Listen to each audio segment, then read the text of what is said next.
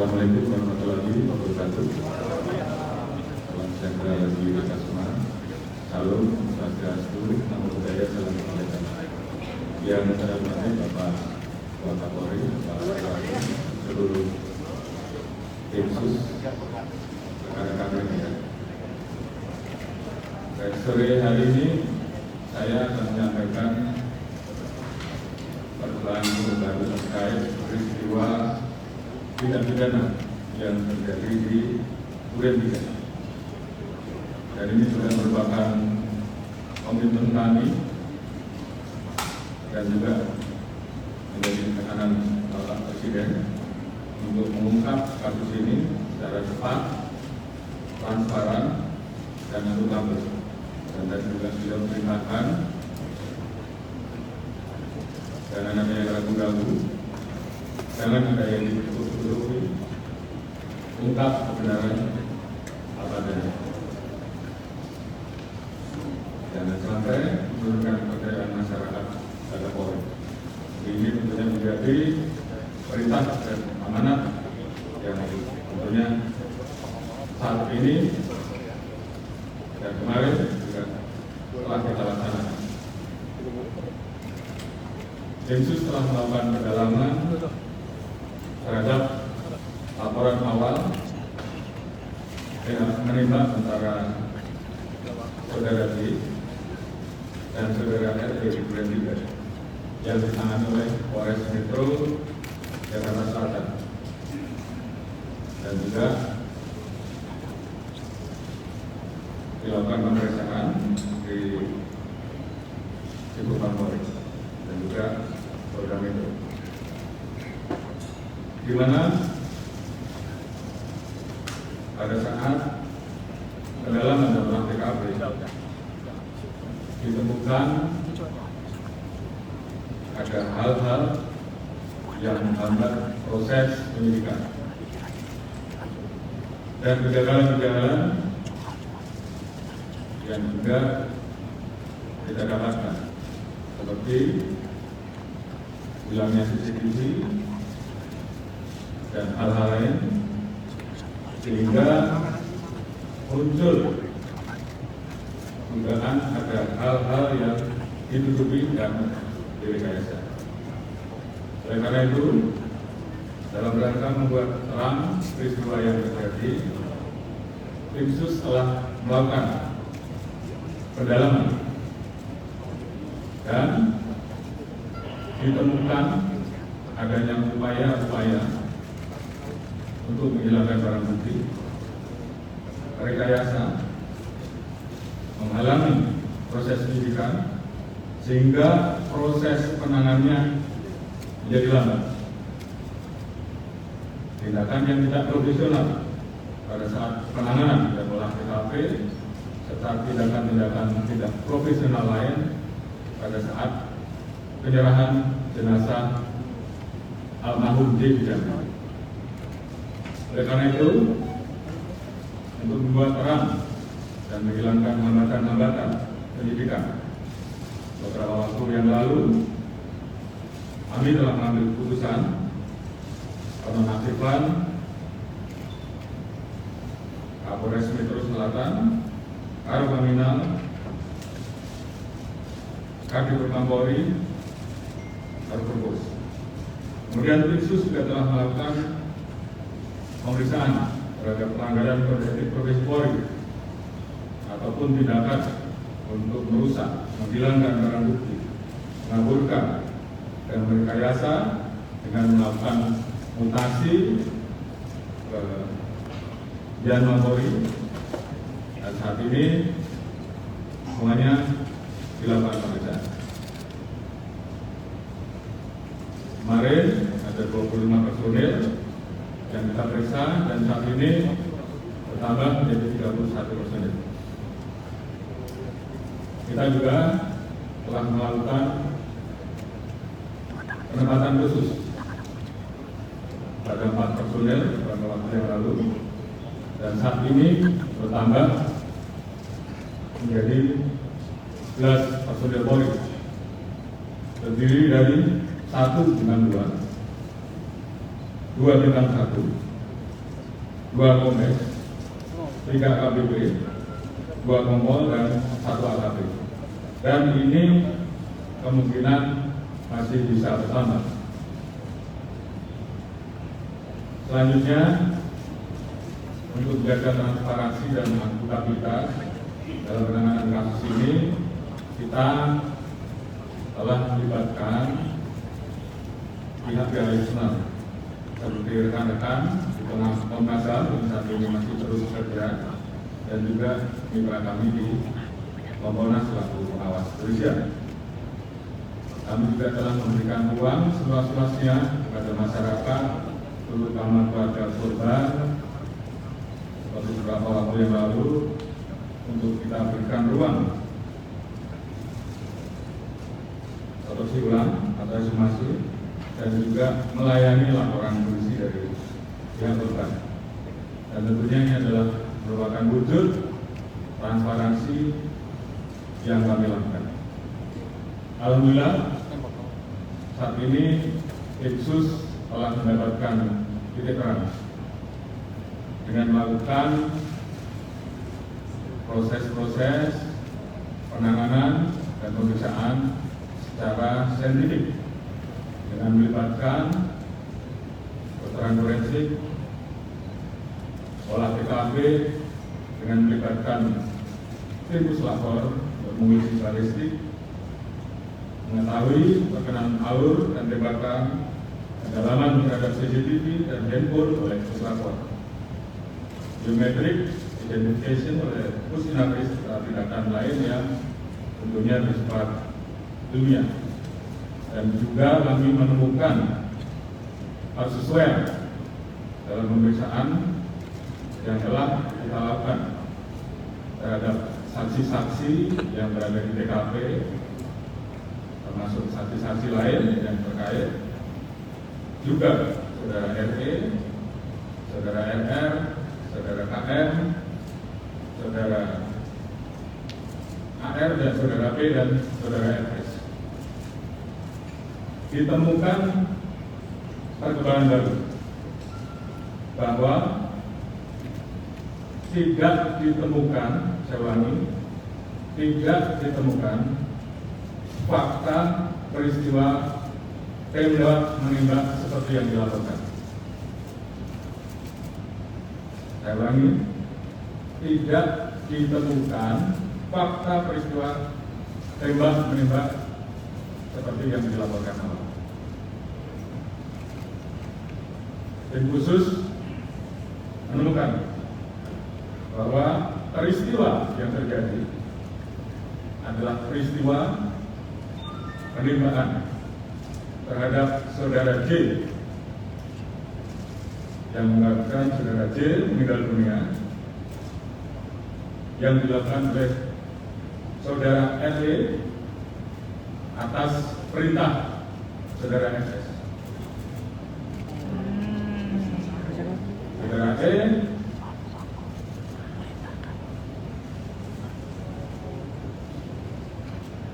telah mengajukan GC, dan saat ini itu juga yang membuat peristiwa ini menjadi semakin terang. Kemudian untuk membuat seolah-olah telah terjadi tembak menembak, saudara FS melakukan penembakan dengan senjata milik saudara J ke dinding berkali-kali untuk membuat kesan seolah telah terjadi tembak menembak. Terkait apakah saudara FS menyuruh ataupun terlibat langsung dalam penembakan, saat ini tim terus melakukan pendalaman terhadap saksi-saksi dan pihak-pihak yang terkait. Kemarin kita telah tetapkan 3 orang tersangka, yaitu saudara RE, saudara RR, dan saudara KM. Tadi pagi dilaksanakan gelar perkara dan tim sus telah memutuskan untuk menetapkan Saudara FS sebagai tersangka. Bisa ulangi, tim sus telah menetapkan Saudara FS sebagai tersangka. Terkait dengan pasal apa yang disangkakan dan proses penyidikan nanti nanti akan dijelaskan secara khusus oleh Pak Kabar Eskrim, selaku penyidik, dan juga beberapa hal yang memang akan dijelaskan oleh Pak Irwasum sebagai ketua tim sus yang mengawali bagaimana proses ini menjadi terang. Kemudian motif atau pemicu terjadinya peristiwa penembakan tersebut saat ini tentunya sedang dilakukan pemeriksaan dan pendalaman terhadap saksi-saksi, termasuk terhadap Ibu VC. Terkait dengan penanganan oleh tim khusus terkait dengan proses dugaan pelanggaran terhadap kode etik ataupun pelanggaran tindak pidana lain yang ditemukan selain peristiwa utama, nanti akan dijelaskan secara khusus oleh Pak Irwasum. Dan juga tentunya ada beberapa proses yang akan terus kami lakukan untuk melakukan audit. Mungkin selanjutnya saya serahkan kepada Pak Irwasum untuk bisa menyampaikan beberapa hal.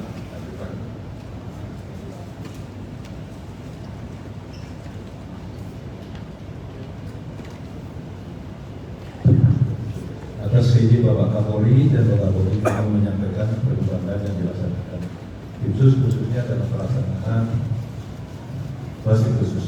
Dalam tim sus ini kita Bapak Kapolri yang penangkatan lengkap yang langsung sebagai penangkatan Bapak Kapolri dari Baris Polri, Pasum Polri, kemudian Bali Telkam, SDM, Pusdokes dan BTIK. Kemudian Bapak Kapolri selalu menekankan pada saat rapat menyampaikan kedepankan scientific crime investigation. Saya memahami dan tim sus memahami kepada para media dan masyarakat selama 1 minggu pertama dibentuk, kami memahami seolah-olah tim sus tidak bergerak. Kami memahami itu karena apa yang dikatakan Bapak Kapolri tadi memang benar. Kami mengalami kesulitan karena pada saat pelaksanaan oleh TKP awal dilaksanakan tidak profesional, kurang profesional, dan beberapa alat bukti pendukung sudah diambil. Selama 1 minggu kami bergerak mendalami, kemudian kami mendapatkan informasi intelijen dari Bapak Kapolri bahwa dijumpai ada beberapa personil yang diketahui mengambil CCTV dan yang lain-lainnya. Oleh karena itu, Itpasum membuat surat perintah gabungan dengan melibatkan Informa Polri dan Baris Polri telah melaksanakan pemeriksaan khusus kepada 56 personil Polri. Dari 56 personil Polri tersebut terdapat 31 personil Polri yang dari Bapak Kapolri sampaikan yang diduga patut juga melanggar kode etik profesional Polri atau KKEP. Kemudian yang melakukan pelanggaran dari Bapak Kapolri sudah menyampaikan 11 dilaksanakan penempatan khusus yang 3 perwira tinggi ditempatkan di Mako Brimob Polri. Ada hal yang menonjol pada saat pelaksanaan pemeriksaan khusus ini terhadap Barada RI yang bersangkutan pada saat dilaksanakan pemeriksaan berdalam ingin menyampaikan undang-undang. Dia pengen menulis sendiri, tidak usah ditanya Pak, saya menulis sendiri. Yang bersangkutan menulis dari awal bahwa dia maksudkan adalah yang bersangkutan. Pernah dilengkapi dengan cap jempol dan baterai. Dari itulah pemeriksaan khusus karena sudah ada unsur pidananya, maka kita limpahkan kepada Baris Krim Polri untuk melakukan tindakan penyidikan lebih lanjut. termasuk juga kepada Bribka RL pada saat dilaksanakan pemeriksaan khusus juga demikian. Adanya juga tindak pidana, maka juga kami limpahkan kepada Baris Krim Polri untuk dilakukan pemeriksaan lebih lanjut. Kemudian kemarin kami laporkan Kapolri bahwa tim sus sebelumnya melaksanakan pemeriksaan mendalam kepada FS di Makobrimob. Karena dilakukan pemeriksaan mendalam, maka juga telah ditemukan bukti yang cukup bahwa FS adalah pelaku tindak pidana.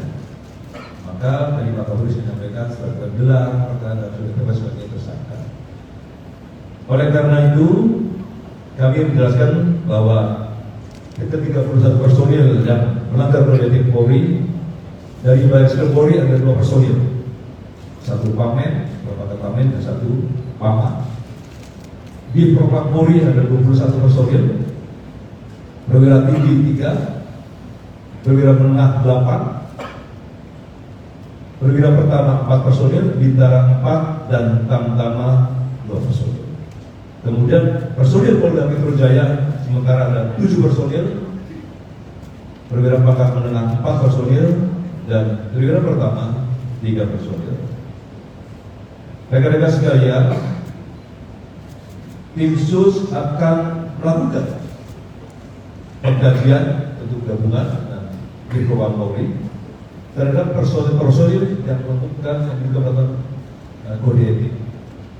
Kalau nanti ada unsur pidananya juga kita limpahkan lagi kepada Baris Krim Polri. Tetapi kalau kita akan melakukan kode etik, maka tentu di Propam Polri akan melakukan sidang kode etik terhadap personil tersebut. Oleh karena itu, ke depan tim sus akan terus melakukan pemeriksaan khusus terhadap personil-personil Polri yang patut diduga melakukan pelanggaran kode etik terkait penanganan meninggalnya Brigadir J di Komplek Polri Duren 3. Oleh karena itu, kami juga tim sus mengucapkan terima kasih dari Bapak Kapolri sudah menyampaikan kepada Komnas HAM dan melalui beliau harus transparan, kemudian juga tentu Kompolnas yang terus selalu memberikan pengawalan sehingga kasus ini terungkap. Kemudian juga tentunya kami mengucapkan terima kasih kepada seluruh masyarakat yang telah memberikan support dan dukungannya kepada tim sus walaupun menunggu, namun sudah ada tindakan dan sehingga terungkap. Termasuk juga tentu kepada seluruh anggota Polri yang saya cintai, karena memang banyak sekali WA yang masuk. Terima kasih kepada seluruh anggota. Saya kira itu Bapak Kapolri. Terima kasih. Assalamualaikum warahmatullahi wabarakatuh. Terima kasih Pak Irwasum yang sudah menyampaikan beberapa poin penting terkait dengan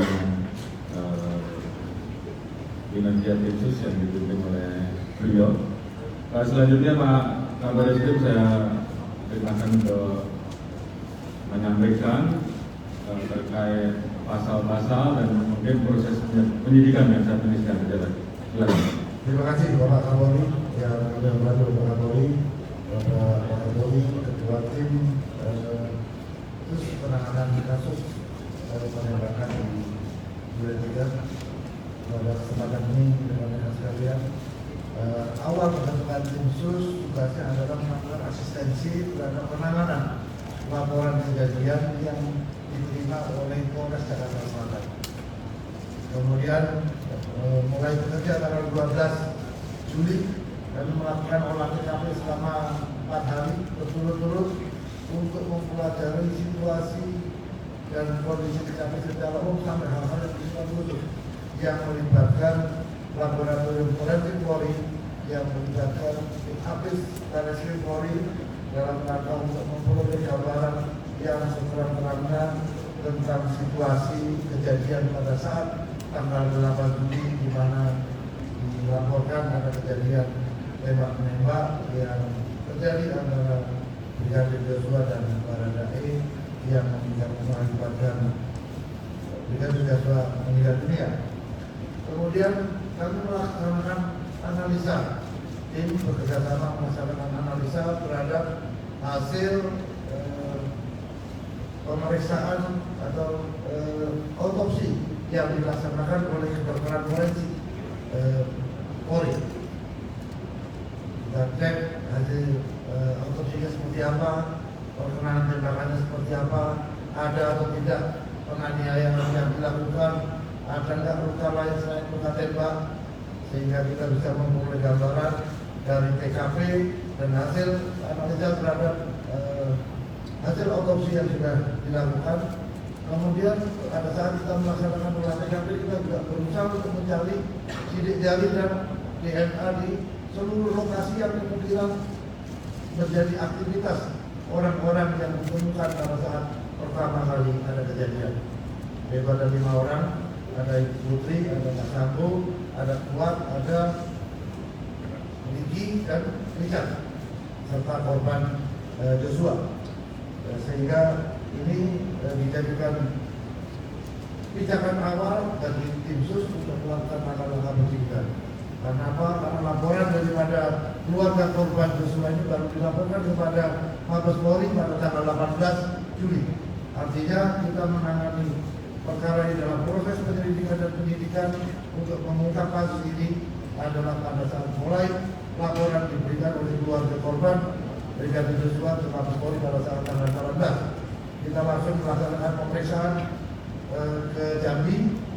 Saat ini kita sudah periksa lebih kurang 47 saksi yang terkait dengan kejadian ini. Kemudian kita juga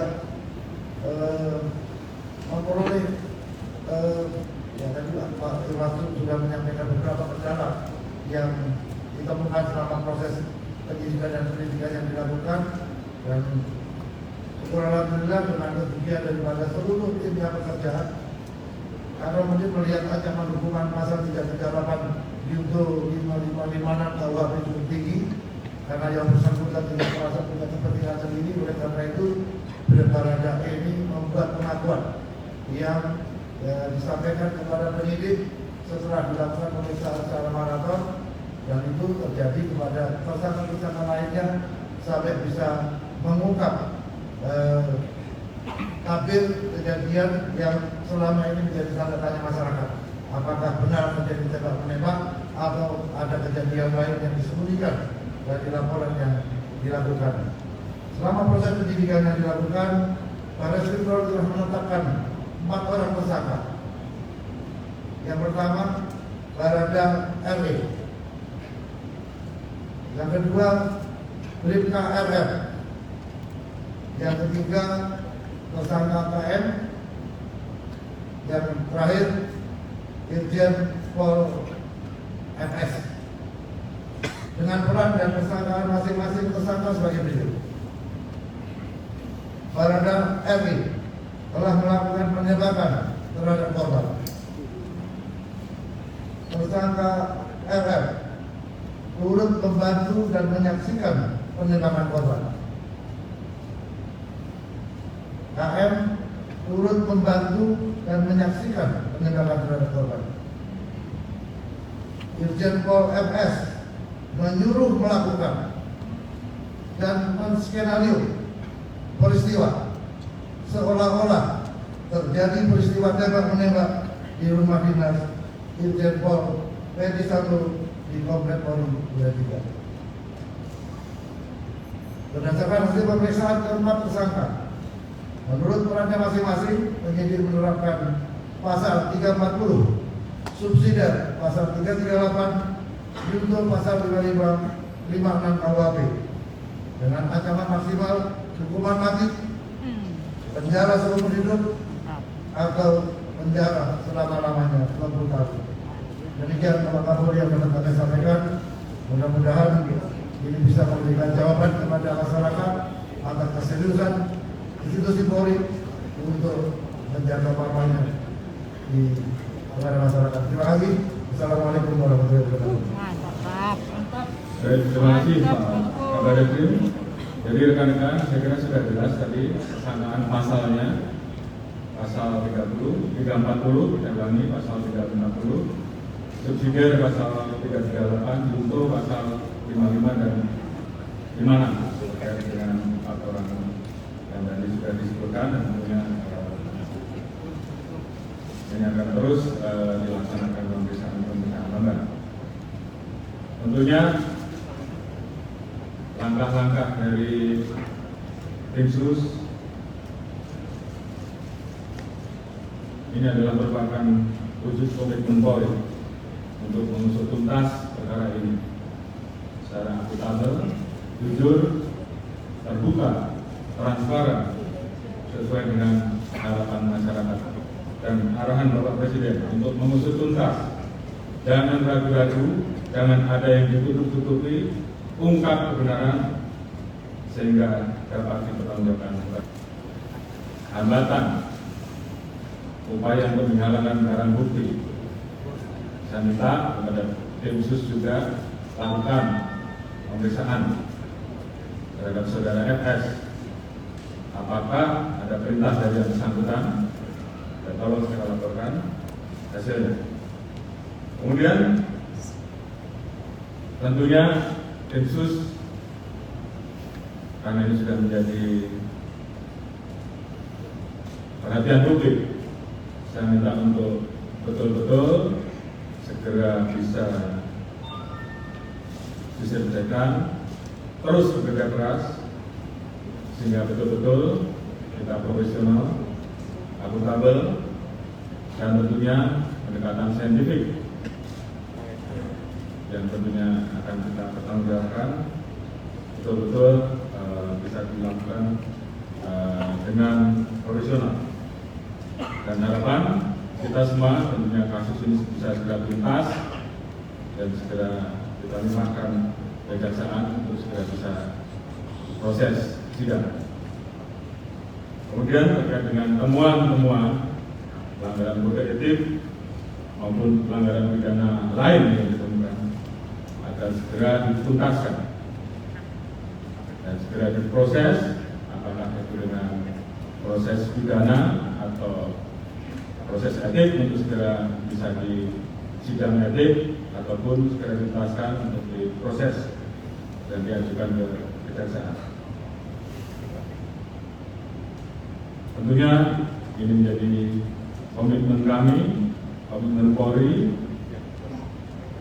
untuk betul-betul bisa menjaga marwah dan nama institusi Polri. Tentunya terima kasih tadi disampaikan oleh Pak Iwaso, sekali lagi dukungan dari masyarakat, support dari masyarakat dalam memberikan semangat pada kami untuk mengungkap agar fakta ini menjadi terang benderang, dan ini bagi kami merupakan bentuk kecintaan terhadap institusi Polri. Mungkin itu yang bisa saya sampaikan. Terima kasih. Wassalamualaikum warahmatullahi wabarakatuh. Pak Kapolri, izin terkait Bapak.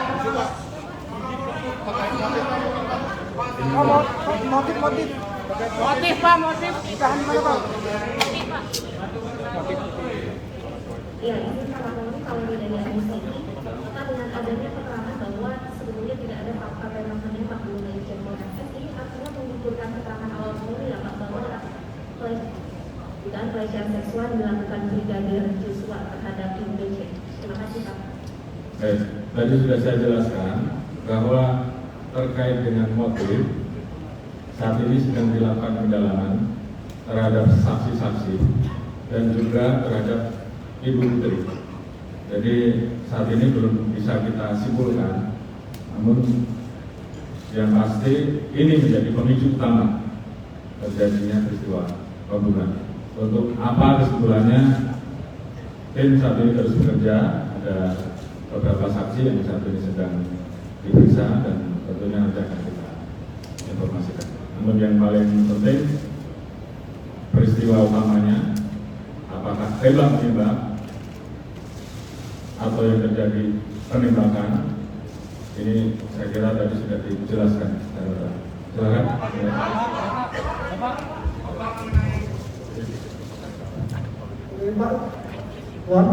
Pak, yang pertama itu Pak yang menanyakan keterlibatan katanya ada penasehat Polri yang inisial MH itu yang menyusul skema itu juga apa itu betul Pak? Dan yang kedua, apa sudah bisa dipastikan bahwa motifnya tidak ada tentang pelecehan seksual? Karena di keluarganya kan juga mengumpulkan beban sosial juga kan, juga mungkin dia kalau punya berjanji diri bisa tenang karena di dalam awal katanya ini pelecehan seksual. Dan yang ketiga mungkin Pak, kenapa PSK-nya tidak ditampilkan seperti kasus-kasus lainnya Pak? Terima kasih Pak. Baik, jadi pertanyaan pertama tadi kami sedang melakukan pendalaman, tim sedang bekerja. Tentunya apabila kita temukan, pasti kita proses. Terkait dengan motif, tadi sudah kita sampaikan bahwa pendalaman masih terus dilakukan, dan ini tentunya membutuhkan keterangan dari ahli-ahli disampaikan sesuai saksi-saksi, sehingga tentunya ini menjadi bagian yang juga harus kami tuntaskan. Bapak izin Pak untuk penanganannya gimana Pak? Apa dari harga kita Pak? Kemudian untuk soal etiknya Pak, ada 31 personel yang melakukan pelanggaran etik dan penggunaan besar. Yang lalu apa sebenarnya memotivasi dari mereka? Apakah mereka sadar bahwa apa yang mereka lakukan ini mempengaruhi bisa mengganggu dan informasi?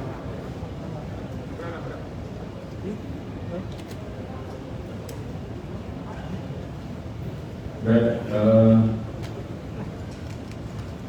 tim Propam, tim khusus dan tim Propam saat ini sedang mendalami apakah mereka sadar ataukah atas perintah, sehingga ini yang kemudian nanti kita putuskan apakah dia masuk pidana atau etik. Jadi ini akan kita sampaikan di berikutnya. Pak, terkait pengerahan BRIMOB dalam proses pembedaan, Kerusakan yang ada di tubuh Brigadir Joshua itu memang karena pembantaian atau memang karena cuma penembakan saja Pak? Pak, soal pengerahan BRIMOB Pak, pas penggeledahan seperti apa Pak? Kenapa?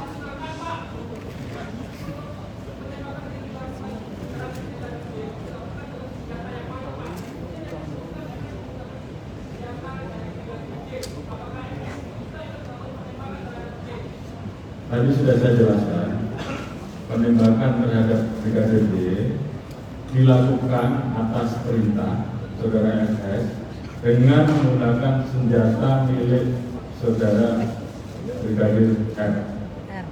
Terkait dengan apakah FS ikut menembak, ini sedang dilakukan pendalaman karena ada beberapa pendalaman terkait dengan saksi, kemudian bukti saintifik yang sedang kita dalami, dan kemudian yang digunakan untuk melakukan penembakan dinding adalah senjata milik saudara J. Mas ya, saya kira cukup. Pak Sigit satu lagi Pak, tadi Pak Sigit. Penanganan dilakukan di mana khususnya untuk Irjen FS, kemudian yang kedua proses terkait dengan penyidikan dugaan pelecehan seksual terus dilakukan Pak. Tapi sebenarnya yang dilakukan aktivitas Brigadir J pada saat ditembak itu sedang apa Pak?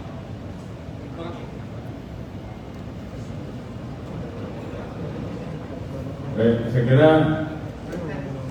ini sifatnya sangat teknis dan menjadi materi bagian oleh penyidikan yang akan dipertanggungjawabkan ke pengadilan ya, jadi supaya semuanya nanti terang benderang pada saat proses di persidangan. Namun paling tidak secara garis besar apa yang menjadi pertanyaan publik selama ini tentunya sudah kita jawab terkait dengan posisi Irjen FS saat ini dipatsuskan di rutan BRIMOB. Tentunya setelah penetapan tersangka akan ditahan dan nanti akan diputuskan oleh tim apakah ditahan di rutan BRIMOB atau tempat yang lain. Nanti akan diputuskan setelah pemeriksaan beliau sebagai pemeriksaan FS sebagai tersangka. Baik, mungkin itu. Terima kasih. Assalamualaikum warahmatullahi wabarakatuh. Waalaikumsalam warahmatullahi wabarakatuh.